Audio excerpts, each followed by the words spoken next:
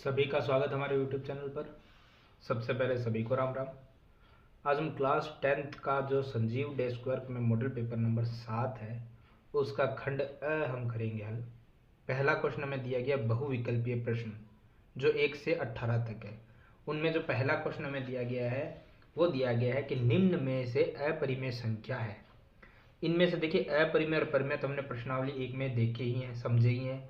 परिमेय संख्या वो होती है जो p बटा क्यू के रूप में व्यक्त की जा सके और अपरिमेय संख्या वो होती है जो p बटा क्यू के रूप में व्यक्त तो की ना जा सके और साथ ही जो सिंपल संख्याएं होती है या जो भाग समाप्त हो जाता है वो परिमेय संख्या में आती है।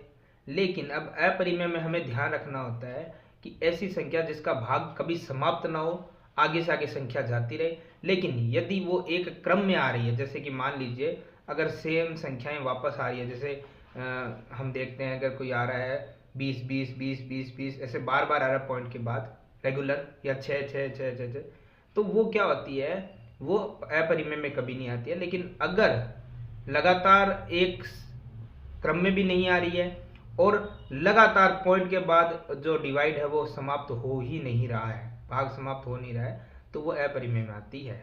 अब जैसे ये दोनों तो परिमेय हो चुकी थी क्योंकि इनके तो भाग समाप्त हो रहे थे, इसमें भाग समाप्त तो नहीं हो रहा था, स्लेश बार ऊपर लगी है, लेकिन इस बार का मतलब होता है कि जितनी संख्या बार है वापस रिटर्न में वही आती रहेगी, तो एक क्रम में आ रही है वो संख्या, ठीक है।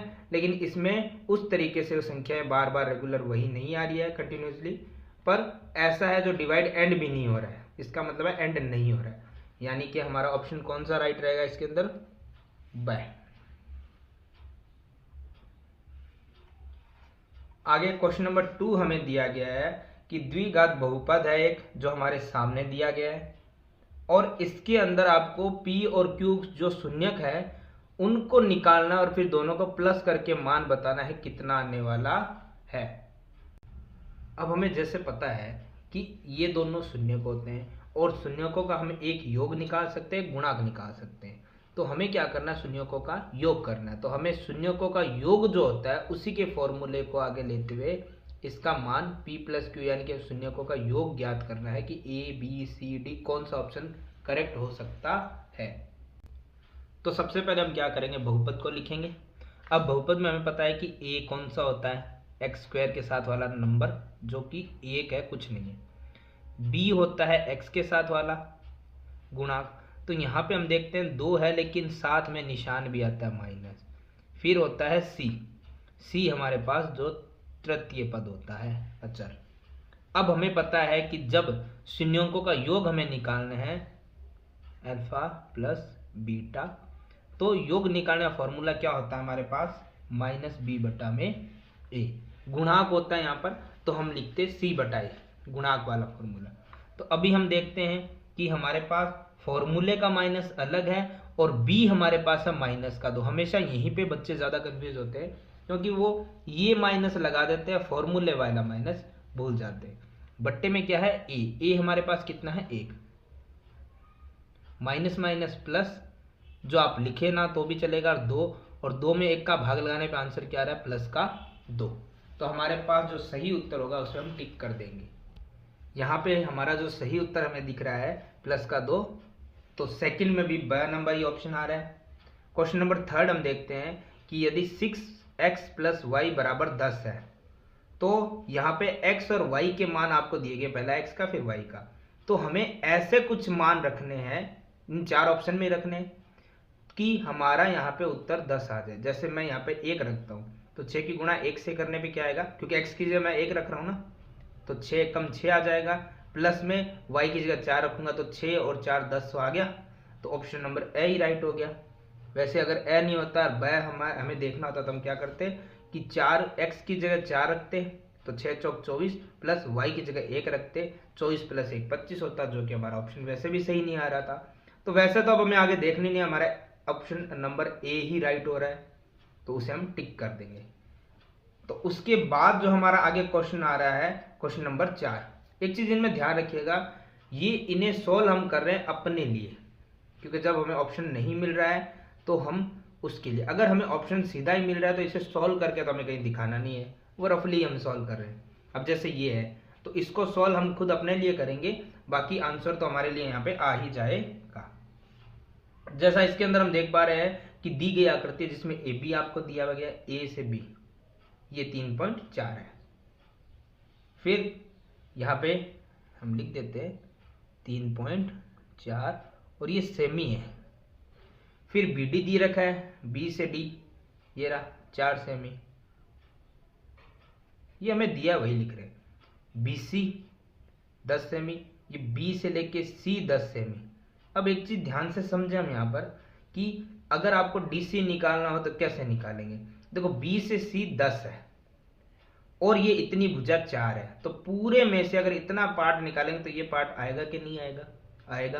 तो 10 में से ये 4 माइनस करेंगे तो डी सी हमारे पास आ गया ना 6 सेमी। इसने सीधा नहीं देके घुमा के दे दिया। अब हमें एस सी निकालना है कि एस सी कितना आएगा, तो ये सवाल तो हम यही समझ लेते हैं। हमें पता है यहाँ पर एक चीज का ध्यान रखना है कि एडी जो भुजा है वो दोनों के अंदर कॉमन आ रही है, ठीक है। तो ये एडी क्या हो रहा है, ए का समद्विभाजक है। समद्विभाजक का मतलब दोनों बराबर भागों में विभाजित कर रहा है, ठीक है। तो अगर हमें पता है कि जब एडी ए को समद्विभाजक है तो हम यहाँ पर लिख सकते हैं कि इधर वाले त्रिभुज में ए बी भुजा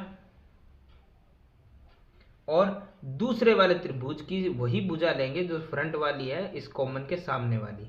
इसमें सामने थी ए बी और इसमें सामने है ए सी, समान अनुपात में। और अब ये दोनों भुजा होने के बाद ये तो वैसे भी कॉमन आ रही है, तो बची हुई भुजा इस वाले आकृति में थी बी डी, ए बी के साथ में बी डी थी और ए सी के साथ में डी सी थी। दोबारा देख लेते हैं, कॉमन आ रहा था, ठीक है। तो इसके सामने वाली भुजा ये और इसके सामने वाली भुजा ये दोनों समानुपाती, और इसी के सामने वाली बी डी और इसी के सामने वाली डी सी, ये कोण ए के समद्विभाजक के सामने आ गए क्योंकि ए को समद्विभाजित कर रहा है और इसके सामने वाली भुजा और इसके सामने वाली भुजा दोनों आ गई। तो अब हम देखते हैं यहाँ पर कि ए बी हमारा कितना था, ए बी हमारा था 3.4, ए सी ये तो हमें बताना है। उसके बाद में आ रहा है हमारा यहाँ पर बी डी, बी डी हमारा कितना आ रहा था, यहाँ पर बी डी हमारा था ये रहा 4 सेमी और भाग में D C, D C actually नहीं था लेकिन हमने निकाल लिया था, कितना था 6। अब ध्यान से देखते हैं कि हमें ए सी निकालना है, ए सी कितना है। तो आप क्या करोगे, वज्र गुणा करोगे, यानी ए सी गुणा 4 से करोगे। तो यहाँ पर मैं अलग लाइन में लिख देता हूँ, यहाँ पे रख देते हैं हम, ए सी गुणा 4 से करेंगे तो हो जाएगा ए सी गुणा में 4 और 3.4 की गुणा 6 में करेंगे तो ये हो जाएगा 3.4 गुणा में 6। अब ए सी है ये 3.4 गुणा में 6 है और ये गुणा में जो 4 था वो इधर आ जाएगा भाग में, तो ये कट रहा है 2 दूना 4 2 तिया 6। अब हम कर सकते हैं यहाँ पे गुणा कर सकते हैं, ठीक है। तो जैसे गुणा हो रही है 3 की गुणा हो रही है 3.4 से, तो हम कर सकते हैं, ये हो जाएगा 3 चौक 12 कैरी 1 3 3 9 10.2 और भाग में है 2। तो अगर हम 2 का 10.2 में भाग लगाएं तो जाएगा 10 में 5 बार पॉइंट और 2 में 1 बार, यानी एसी का मान कितना है 5.1। ऑप्शन नंबर ए हमारा राइट हो जाएगा।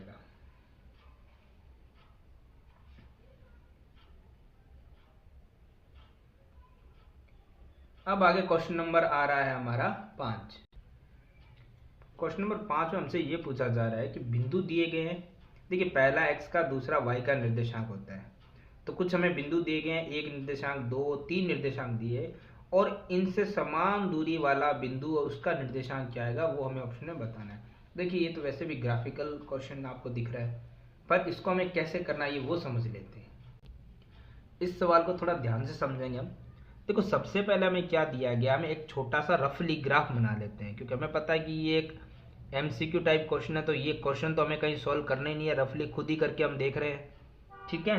तो सबसे पहले हम क्या करते हैं, चूंकि सबसे पहले हमें पता है ग्राफ में बीच में 0 होता है, ये एक्स एक्सिस होता है, ये वाई एक्सिस होता है, सबको पता है। यहाँ प्लस की, यहाँ प्लस के नंबर चलते हैं। तो जैसे हमें दिया गया है 0 0 2 0 0 2, हम शुरू करते से पहले 1 था फिर 2 था और उससे आगे नंबर नहीं दिए ना ऑप्शन में ना क्वेश्चन में, तो आगे जाने की जरूरत नहीं है। यहाँ पे भी 0 के बाद 1 था फिर 2 था, ठीक है। अब यहाँ पे ध्यान से समझिए क्या दिया गया। देखो पहला बिंदु तो 0 0 है, चलो यहाँ आ गया। दूसरा हमें दिया 2 0, 2 पहले x का है तो x का 2 ये रहा, ठीक है, और y का 0, तो यहां पे आ गया दूसरा पॉइंट। तीसरा आ रहा है 0 2, पहले x का ये रहा और फिर है y का, ठीक है। तो अब हम ध्यान से इनको मिला देते हैं कि ये लीजिए, एक बार x का 2 था, एक बार y का 2 था और एक बार 0 0 था। तो अब हमें बताना है कि ये जो यहां से दूरी निकल रही है ना, ये वाली, तो ये कहां पर जाके मतलब इक्वल आ सकती है, समान रह सकती है, इस पॉइंट से भी, इस पॉइंट से भी और इस पॉइंट से। अगर आप कहते हो कि चलो यही तो है वो दूरी जो समान रहेगी, ऐसा नहीं हो सकता। क्यों नहीं हो सकता, ये वो समझते हैं। हमें ध्यान से नजर आ रहा है कि ये एक स्क्वायर बन रहा है, क्या बन रहा है, स्क्वायर, और ये स्क्वायर में क्या बन रहा है, विकर्ण। और हमें पता है कि विकर्ण है तो वो हमेशा भुजाओं के बराबर नहीं आता। अगर मैं मान लूं इनकी दूरी भी 2 है, इसकी 2 है, तो इसकी भी 2 आएगी। हमें तो 2 ही दिख रहा है ना कि यहाँ पे 2 तक पहुंचा है, पर इसकी दूरी 2 नहीं आएगी। क्यों नहीं आएगी, क्योंकि ये एक स्क्वायर नजर आ रहा है हमें, यहाँ से भुजा बराबर, यहाँ से भुजा बराबर, यहाँ से बराबर, तो यहाँ से बराबर ही दिख रही है ये। तो स्क्वायर में जो विकर्ण होता है ना, ये हमें दिख रहा है ना विकर्ण है, तो स्क्वायर में जब भी विकर्ण होता है ना, वो हमेशा जो भी हमारी भुजा होती है, विकर्ण के लिए बता रहा हूं मैं, वो भुजा के बराबर कभी नहीं होती है, वो भुजा गुणा √2 के बराबर होती है। जितनी भुजा की लंबाई होती है उसके गुणा √2। तो हमें पता है भुजा की लंबाई हमारी 2 मीटर 2 सेमी जो भी चल रही है, 2 चल रहा है, सेमी होता है वैसे ये, तो 2 गुणा √2 के बराबर होगा, यानी विकर्ण तो हो जाएगा 2 √2। तो फिर लंबाई सबसे बराबर तो रही नहीं, और हमें ऐसा करना है कि इस बिंदु से ये लाइन जहां तक भी जाए वही दूरी इस पॉइंट से भी रहे, वही दूरी इस पॉइंट से भी रहे, और वही दूरी इस पॉइंट से भी रहे। तो इन दोनों से चलो 2 नजर आ रहा है, बराबर है, लेकिन तीसरे से 2 नजर नहीं आ रहा, जो मैंने अभी आपको सिद्ध करके बता दिया है कि विकर्ण जो भी स्क्वायर होता है, वर्ग होता है, उसका विकर्ण हमेशा दी गई भुजा के √2 के गुणा के बराबर होता है। तो वो विकर्ण इन दोनों भुजाओं के बराबर नहीं रहने वाला, नहीं रहेगा। तो अब हमारे पास ऑप्शन क्या है, तो ऑप्शन पे चलते हैं। देखो, पहला x का 1 y का 2, अगर x का 1 यहां हो और y का 2 यहां हो, तो ये तो भुजा यहां जाके मिलेगी, ऐसे मैं आपको समझा दूं, ये तो फिर ऐसे मिलेगी। तो ये भुजा कहां बराबर आई, यहां तो भुजा जा ही नहीं रही है, पहला ऑप्शन तो क्रॉस। दूसरा देखिए, इस बार आपको x का 2 नजर आ रहा है और y का 1 नजर आ रहा है, तो ये मिलेगी यहां पर, तो ये भुजा यहां पर भी नहीं जा रही है, तो दूसरा ऑप्शन भी क्या हो गया, गलत। तीसरा आपको नजर आ रहा है कि चलो ये सही होगा, क्योंकि इसका भी 2 और इसका भी 2 नजर आ रहा है, ठीक है। लेकिन जैसे मैंने बोला कि इसका और इसका 2 तो नजर आ रहा है, लेकिन ये भुजा इसके बराबर नहीं है ना, क्योंकि वो 2 √2 आ रही थी। तो ऑप्शन नंबर सी भी हमारा क्या हो गया, गलत हो गया। तो अब लास्ट ऑप्शन हमारे पास क्या बचा है, 1 1, और इसके अलावा हमारे पास कोई ऑप्शन ही बचा ही नहीं है अब तो हम क्या करते हैं, अब यहाँ x का भी 1 और y का भी 1 को ले लेते हैं। तो ध्यान से देखते हैं, x का 1 और y का भी 1, तो यहाँ देखो दूरी इसकी, इसकी और इसकी, तीनों क्या हो रही है, बराबर। अब आप कहोगे स्क्वायर तो अभी भी बन रहा है, लेकिन अब हमें दूरी कैसे देखनी है। देखो, इसकी दूरी जो थी वो यहाँ से, इसकी दूरी यहाँ से, और अंत में इसकी दूरी यहाँ पर, जो ये विकर्ण आपस में कट रहे हैं, वो दूरी एक दूसरे से क्या आ रही है, बराबर आ रही है। और हमें यही तो चेक करना था। तो इस तरीके से हम कह सकते हैं कि हमारा ऑप्शन आखिरी बचा ही फिर डी है, तो डी ही क्या होगा, करेक्ट होगा, तो उसे हम टिक कर देंगे। और अगर इसमें आपको कोई कंफ्यूजन हो तो हम उसके लिए क्या कर सकते हैं, प्रश्नावली जो साथ में हमें समान दूरी या दूरी निकालने का जो फॉर्मूला होता था, √x2 - x1 whole square plus y2 - y1 whole square, उसके तरीके से, क्योंकि हमें x और y के निर्देशांक तो पता है यहाँ पर, उसके तरीके से आप चेक कर सकते हैं कि हमने जो एक एक लिया है, ठीक है, एक तरफ 0 0 ले रहे, एक तरफ 1 1 ले रहे, ठीक है, तो क्या हमारा यह दूरी समान है, यानी उस समान दूरी चेक कर सकते हैं। बट ये हमें करके तो दिखाना है नहीं, MCQ टाइप क्वेश्चन है, तो हमें सिर्फ टिकअप करना है कि कौन सा राइट ऑप्शन है, ठीक है। इसके बाद हम बढ़ते हैं आगे क्वेश्चन नंबर 6 की तरफ। यहाँ पे क्वेश्चन नंबर जो 6 हमें दिया गया है वो बड़ा सिंपल सा क्वेश्चन है, क्योंकि ये हमें ट्रिग्नोमेट्री त्रिकोणमितीय सारणी की हेल्प से इस हल करना है। और मैं ये बार बार बता रहा हूँ कि त्रिकोणमितीय सारणी ये बनाना सभी को आना चाहिए, क्योंकि इसी के द्वारा हमारे बहुत सारे सवाल हल होंगे 100%। 2 है गुणा कोसेक 30। देखिए कोसेक 30 का मान हमें पता होगा तो हम लिख देंगे, यहाँ पे 2 होता है, इनके बीच में कोई निशानी है तो गुणा का आएगा। और सेक 30 का मान जो होता है वो होता है 2/√3। स्क्वायर किसी पे भी नहीं है तो हमें लगाने की जरूरत नहीं है। 2 दूना 4, 4 दूना 8, और बट्टे में क्या आ रहा है √3। Option number D correct answer है, उसे हम टिक कर देंगे। फिर हम बढ़ेंगे क्वेश्चन नंबर 7 की तरफ। ये तो सिंपल सा क्वेश्चन था। ये प्रश्नावली 9 से आ गया है। इसमें हमें दिया गया 10 मीटर ऊंची मीनार है, उसके शिखर से पृथ्वी पर एक बिंदु का अवनमन कोण बन रहा है। देखिए छोटा सवाल है तो ज्यादा सोचने की जरूरत नहीं है, सिंपल मैंने बता रखा है कि जो अवनमन कोण होगा वही हमारा उन्नयन कोण होने वाला है। ठीक है, तो बिंदु से मीनार के आधार की दूरी बताओ। यानी हमसे ये पूछा जा रहा है, ध्यान दीजिए, एक त्रिभुज बना लीजिए आप, जिसमें हम समझते हैं ये मीनार है। ठीक है, और मीनार से शिखर पर एक अवनमन कोण था, वही हमारा उन्नयन कोण हो जाएगा, जो कि 30 डिग्री है। यहां मैं लिख देता हूं। और हमें क्या करना है, ये मीनार 10 मीटर ऊंची दे रखी है। अब मीनार का जो आधार है ना, वो दूरी हमें निकालनी है। तो हमें पता है कि यहां पे हमें निकालना क्या, आधार दिया हुआ क्या हमें, लंब। तो आधार बटा लंब किस में होता है, आप लंब बटा आधार भी ले सकते हो, हमें दोनों पॉइंट लेना है, कर्ण का हमें कुछ है नहीं।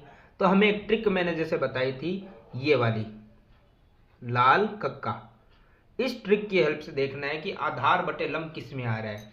आधार बटे कर्ण आ रहा है, आधार बटे लंब, ये देखिए ये आ रहा है साइन कोस टेन कोट, क्योंकि उल्टा चल गया ना कोट। अगर आप लंब बटे आधार लेते तो 10 ले लेते, वो आप कैसे भी ले सकते हैं, कोट और 30 डिग्री। तो हमें करना क्या है, यहाँ पर हमें सिंपल सा यही चीज ध्यान में रखते हुए चलना है कि आधार हमारे पास है नहीं, आप x मानिए चाहे कुछ भी मानिए। लंब हमारे पास 10 मीटर है। अब आ रहा है कोट 30। कोट 30 का मान होता है रूट में 3। तो ये x जो हमें निकालना है बराबर में 10 जो बट्टे में था, उसी को हम क्या करेंगे, भाग से बराबर के उधर आके गुणा में आ जाएगा, तो आ जाएगा 10√3। हमसे ये x ही पूछा था, आधार है 10√3। Option number A. ये आसान सवाल होते हैं, ज्यादा मुश्किल होते नहीं है। क्वेश्चन नंबर 8 को हम देखते हैं। ये प्रश्नावली 10 से हमारा सवाल। तो इस सवाल के लिए हमें सबसे पहले चाहिए एक वृत्ताकार आकृति, जिसके बाहरी बिंदु P से O केंद्र वाले वृत्त पे 2 स्पर्श रेखाएं डालनी है, जिनका नाम भी हमें दिया गया तो वही रखना है, PA PB। ठीक है, 80 डिग्री के कोण पे झुकी हो तो POA बताना है कितने डिग्री आएगा। देखो सबसे पहले हमें एक वृत्ताकार आकृति बनानी है, जिसका केंद्र O होना चाहिए। उसके बाहर कहीं भी, इधर या इधर कहीं पर भी एक आपका P बिंदु है, और उससे वृत्त पे स्पर्श रेखाएं डाली जा रही है, PA PB। ठीक है, और उसके बाद में O को A से, O को B से मिला दिया। अब हमें बताना क्या था, हमें बताना था, और ये दोनों जो स्पर्श रेखाएं झुकी हुई है वो 80 के कोण पे बनी हुई है, 80 के कोण पर झुकी हुई है। तो अब हमें यहाँ पे यही बताना है कि आपके पास जो P फिर O और A, ये वाला कोण है, ये कितने डिग्री का है। ठीक है, तो ये हम कैसे बताएंगे वो समझते हैं। देखो सबसे पहले तो जब भी आपको ऐसी आकृति मिले तो आप बना लेना अपने दिमाग में चतुर्भुज, जो मैंने आपको बहुत बार पहले भी समझाया, क्योंकि 4 भुजाएं हैं तो चतुर्भुज बन रहा है PAOB। चतुर्भुज के चारों कोण होते हैं एक 360 डिग्री के। तो पहला कोण तो हमें दिया हुआ है 80 डिग्री, दूसरा ये हमें पता ही है कितने कितने डिग्री के होते हैं।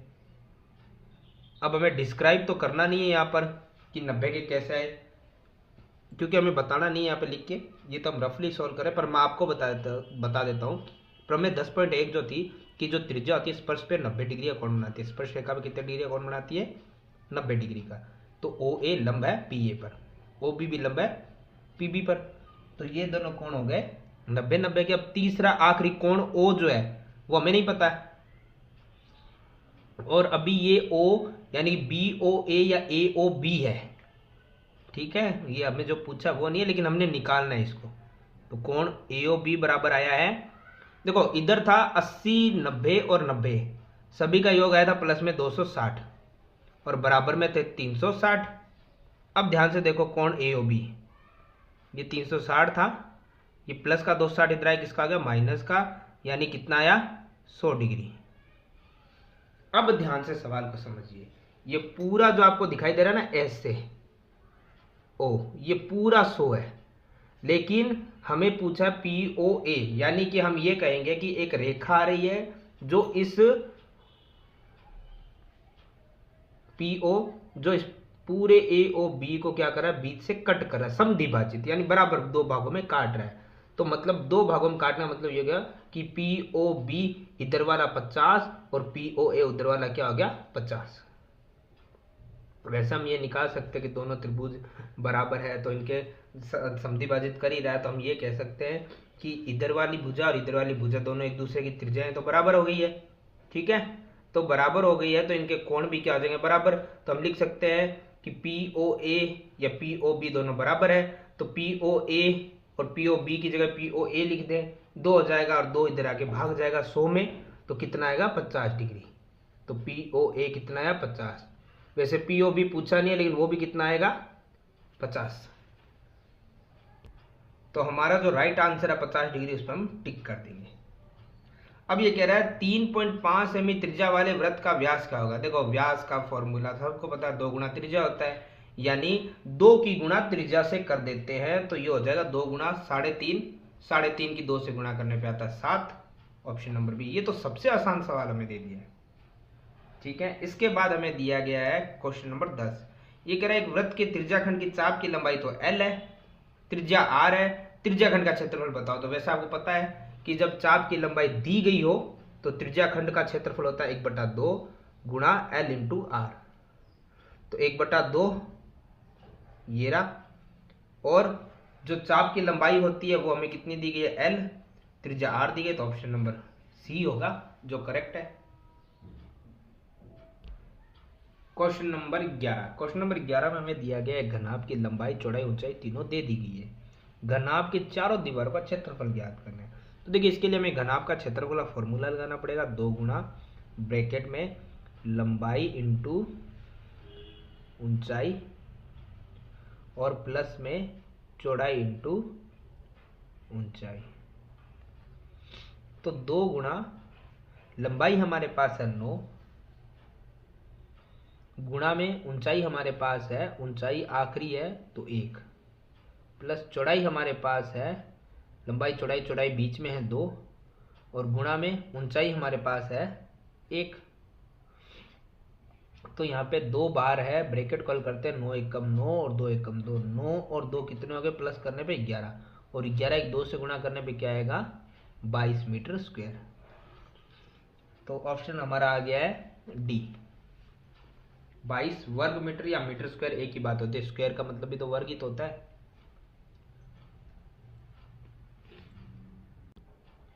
आगे क्वेश्चन नंबर 12। क्वेश्चन नंबर 12 में हमें यहाँ दिया गया है कि निम्न में से किसी घटना की प्रायिकता नहीं हो सकती है। देखिए जैसे सिंपली मैंने आपको बताया था, यहाँ पे कोई घटना नहीं दी गई है, बस प्रायिकता कितनी हो सकती है। किसी भी घटना की प्रायिकता हमें पता है कि 0 से कम नहीं होती है और 1 से बड़ी नहीं होती है, ठीक है। ये 0 और 1 के बीच का ही मामला होता है, ठीक है। ना 0 से छोटा हो सकता है, ना माइनस में जा सकता है, और ना 1 से बड़ा हो सकता है। तो 0.5 तो इनके बीच में ही है, 0.9 बीच में, 0.1 बीच में, 1.1 1 से बड़ा है, तो ये इसकी प्रायिकता नहीं हो सकती है। आगे क्वेश्चन नंबर 13। क्वेश्चन नंबर 13 में हमें यहाँ दिया गया है 144 198 का महत्सप क्या होगा। देखिए सबसे पहले महत्सप के लिए हमें प्राइम फैक्टर ये निकालने पड़ते हैं, अभाज्य गुणनखंड। जैसे 2 का, दोनों का अलग अलग निकलता है, महत्सप में लसप में एक साथ निकलता है, ये आपको पता ही है। तो 2 का भाग जाएगा 7 बार, 2 का 2 बार, फिर 2 का जा रहा है 2 तिया 6, बच गया 2 छिंग 12, फिर 2 का 2 एकम 2, बच गया 2 8 16, फिर 2 निम 18, अब 2 का नहीं 3 का जा रहा है 3 तिया 9 और 3 एकम 3। इसमें भी 2 का जा रहा है, 2 निम 18 बच गया एक, 2 निम 18। अब नहीं जा रहा तो 3 का 3 तिया 9, 3 तिया 9, फिर 3 का 3 एकम 3 एकम, और 11 का 11 एकम 11। तो देखो 144 और 198, 144 के जो हमारे यहाँ पे टुकड़े हैं वो लिख लेते हैं 2 गुणा 2 गुणा 2 गुणा 4 बार 2 है और 2 बार 3 है। 198 में 1 बार 2, 2 बार 3 और 11 एक बार है। कॉमन 2 आ रहा है, फिर कॉमन आ रहा है यहाँ पर 3, फिर कॉमन आ रहा है 3, और फिर कुछ भी कॉमन नहीं आ रहा है। तो हमारे पास है 2 तिया 6, 6 तिया 18। मैथ पे इनका कितना आया है 18। तो हम जो करेक्ट आंसर हमें दिखाई दे रहा है 18, उस पर हम टिक कर देंगे। आगे क्वेश्चन नंबर 14। इसमें हमें दिया गया इस द्विघात बहुपद को ज्ञात कीजिए, इसके शून्यंकों का योग और गुणनफल क्रम से हमें दे दिया गया है। देखिए आगे वाला शून्यंकों का योग है, पीछे वाला इनका गुणनफल है। बताइए द्विघात बहुपद कौन सा होगा। देखो सबसे पहले हमें जब योग और गुणनफल दिया शून्यंकों का, तो हम द्विघात बहुपद कैसे बनाएंगे ये वो समझते हैं। ये मैंने आपको पहले भी समझाया था कि हम सबसे पहले क्या करेंगे, एक्स स्क्वायर, फिर माइनस यहाँ पे फॉर्मूले में ही आएगा, फिर आता है जो शून्यंक होते हैं हमारा, जैसे अल्फा और बीटा, उनका योग, उसके साथ एक्स, और उसके बाद में आता है दोनों का गुणनफल। तो एक्स स्क्वायर ये वैसे का वैसे ही रहेगा, माइनस यहाँ आएगा योग, तो योग कितना है 3, और यहाँ आएगा गुणनफल, गुणनफल कितना माइनस का 3। तो हमारे पद क्या बने हैं, x square minus 3x plus minus minus, यहाँ पे मैं x लिख रहा हूँ, x नहीं आएगा 3 ही आएगा। तो ये हमारा वो बहुपद बनेगा। तो हमारे जो ऑप्शन में आया था कि x square minus 3x minus 3, यही हो जाएगा करेक्ट, ए नंबर। अब आगे क्वेश्चन नंबर आ रहा है 15वां। 15वें क्वेश्चन में हम देखते हैं कि हमें यहाँ पर दिया गया है 4/x प्लस 5y बराबर 7। यहाँ पे x का मान हमारे सामने है, y का मान हमें बताना है इनमें से कौन सा आने वाला है। x की जगह हम x का मान रख देंगे जो हमें यहाँ पर पहले से दिया गया है। देखिए सबसे पहले हम क्या करते हैं, 4 लिखते हैं, फिर भाग में है तो भाग का निशान लगा लेते हैं, और भाग की जगह x है, x की जगह हम x का मान रख लेते हैं -4/3, और बाकी तो हमारा कोई परिवर्तन है ही नहीं। अब हम क्या करते हैं, ये 4 है और इस भाग को गुणा बदलेंगे तो संख्या व्युत्क्रम में हो जाती है, नीचे वाली ऊपर और ऊपर वाली नीचे, बाकी भी कोई परिवर्तन आया नहीं है। तो ध्यान से देखेंगे तो ये 4 से 4 तो क्रॉस हो गया, माइनस है, ये माइनस यहाँ डिलीवर हो जाएगा। तो हम ध्यान से देखते हैं, ये हो गया -3, ठीक है, क्योंकि ये माइनस तो यहीं रहेगा, ये 4 से 4 घटा, लेकिन माइनस नीचे कुछ नहीं है तो ऊपर वाले नंबर आ जाएगा, क्योंकि यहाँ पे बचा है कि 1 का 3 में भाग देंगे तो 3, और माइनस का माइनस। प्लस में y बराबर में 7 है। तो अब देखो क्या है, इस 5y को रहने दीजिए, 7 है, ये माइनस का 3 बराबर से उधर जाएगा तो किसका आ जाएगा, प्लस का 3। तो 5y बराबर कितना आ गया 10, और y के साथ वाली संख्या कहाँ जाएगी, भाग में, y बराबर कितना आ गया 2, क्योंकि 5 से 10 कट गया 2 बार। हमसे पूछा क्या था, y का मान ही तो पूछा था, तो y का मान हमारा कितना आया था 2। तो ये ऑप्शन नंबर बी को हम टिक कर देंगे। आगे वाला क्वेश्चन नंबर है 16 नंबर क्वेश्चन में हमें यहाँ दिया गया एक त्रिभुज ABC और एक DEF है, ठीक है। इनमें कोण A 50 डिग्री है, B 70 डिग्री है, C 60 डिग्री है, दूसरे वाले में D 60 डिग्री है, E 70 डिग्री है, F 50 डिग्री, ये सब दिया गया है। अब बताना निम्नलिखित में से कौन सा कथन हमें बताना सही लग रहा है कि ABC DEF समरूप है, ABC और EDF समरूप है, BCA DEF समरूप है, या ABC FED समरूप है। देखिए एंगल जिस हिसाब से बनेंगे हम उसी प्रकार से आकृति को बनाएंगे, तो हमारा जो ये कंफ्यूजन है कि समरूप तो है वो भी दूर हो जाएगा कि कौन सा ये कंफ्यूजन है कि कौन सा वाला राइट ऑप्शन है, क्योंकि ऐसे क्वेश्चन हमें वहां पे कंफ्यूज करने वाले काफी मिलेंगे। तो आइए इसे समझते हैं हम। देखिए इसमें सबसे पहले हम क्या करेंगे, 2 आकृतियां बना लेंगे त्रिभुजाकार, ठीक है। रफली बनाना है क्योंकि ये हमें रफली देखना पड़ेगा ना कैसा चल रहा है ये। चलो थोड़ा बड़ा बन गया, कोई बात नहीं। ठीक है, तो इसमें हमें ये दिया गया, दो आकृतियां हैं। एक को तो हम ABC ले लेते हैं, ABC, और जो एंगल हमें दिए गए वो लिख लेते हैं। जैसे एंगल हमें A दिया है 50 डिग्री, ये लीजिए, B दिया है 70 और C दिया है हमें 60। तो अब हमें करना है क्या है, अगर इन दोनों आकृतियों को समान समरूप बनाना है तो ऊपर भी 50 चाहिए, इधर कितना चाहिए 70, क्योंकि एंगल बराबर होंगे ना, और इधर कितना चाहिए 60। सेम ऐसे ही बनेगा। तो अब देखो यहां पे दूसरी आकृति 50 कौन है, F। ये सबसे आसान तरीका है समझने का।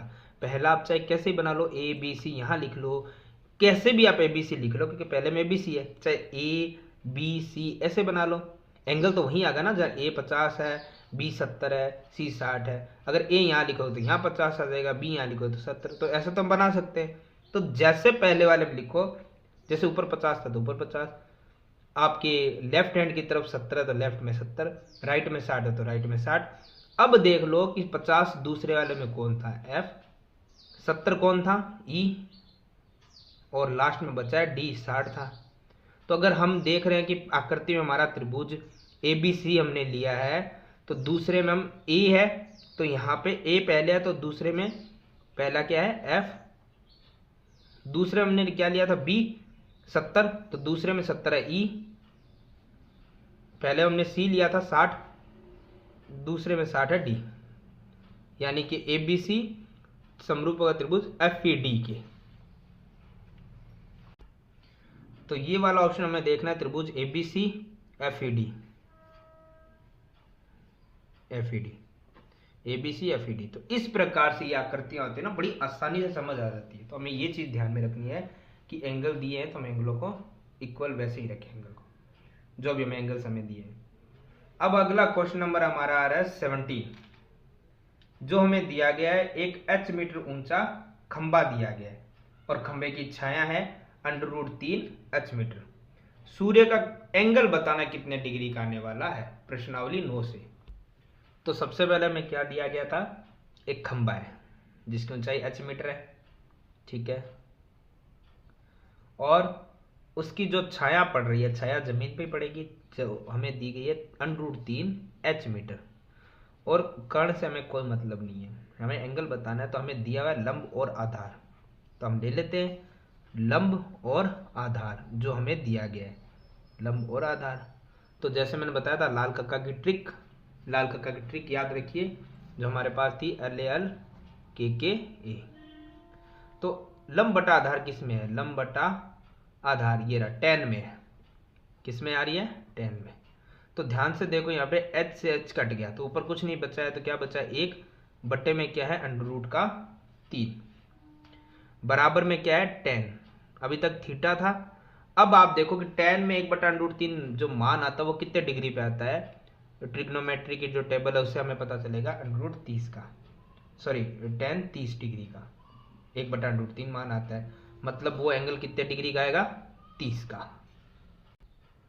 तो हमें हमारा जो करेक्ट ऑप्शन है 30 डिग्री, उस पर हम टिक कर देंगे बी नंबर पे।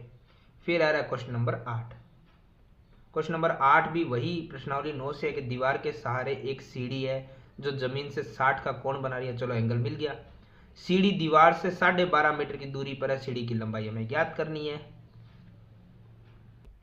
देखिए इसमें क्या दिया, सबसे पहले कि एक दीवार के सहारे एक सीढ़ी खड़ी है, ठीक है, और सीढ़ी जो हमारी खड़ी हुई है ना, वो जमीन से दीवार पे कुछ ऐसे ही खड़ी होती है कण के रूप में, ठीक है। और हमें ये कह रहा है कि जो एंगल बन रहा है वो आपको पहले से दे दिया गया है, कितना, 60 डिग्री का। अब जो ये दीवार, जो ये सीढ़ी जहां पे धरती से खड़ी है और उसकी दीवार से जो दूरी है वो हमें दे दी है 12.5 मीटर है, 12.5। तो सीढ़ी की ऊंचाई, देखिए सीढ़ी तो अब यही रहेगी, ये हमें एक्चुअली ज्ञात करनी है। ABC या कुछ भी लिखिए कोई फर्क नहीं पड़ेगा, क्योंकि हमें तो टिक करना है, ये तो हम रफली कर रहे हैं। तो हमारे पास एक है कर्ण और एक है आधार। कर्ण हमें ज्ञात करना है, आधार हमारे पास है 12.5। तो कर्ण बटा आधार किस में होता है, ये मैंने लाल कक्का की ट्रिक अभी बताई भी थी पिछले क्वेश्चन में। तो कर्ण बटा आधार कर्ण बटा आधार। तो ये होते हैं sine cos tan cot sec में। किस में होती है? सेक में। तो हम यहाँ लिख देते हैं सामने सेक कितने डिग्री? 60 डिग्री। अब हमारे पास ध्यान से देखिए, कर्ण हमारे पास है नहीं तो हम उसे कुछ भी मान सकते हैं। जैसे हमने उसे मान लिया x बट्टे में 12.5 था ही, बराबर में सेक 60 का जो मान होता है वो रख देते, वो होता है 2। अब x है 2 है, जो भाग में 12.5 है वो बराबर से उधर किस में जाएगा? गुणा में।